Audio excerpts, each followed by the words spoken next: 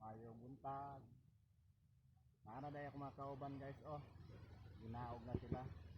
Dili sila manuroy sa mayahay pag silang takot sa siya guys. Dagan guys nagdala oh. Ore na among service guys. Gamay ra siya man na mag-isod ni sakay, mag-gitara mi sa lubot. Dagan kay karga. Una ko mga kauban. Dili sila una. Kay manhingkamot po daw nila guys kay bakay sila mga obligasyon. Asa? Sana lulun ako sa Diana. Kapag bulik sa saging eh.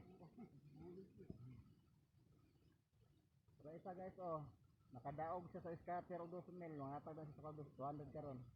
Barato daw. Yaya kay na guys eh. Pwede na di manuroy.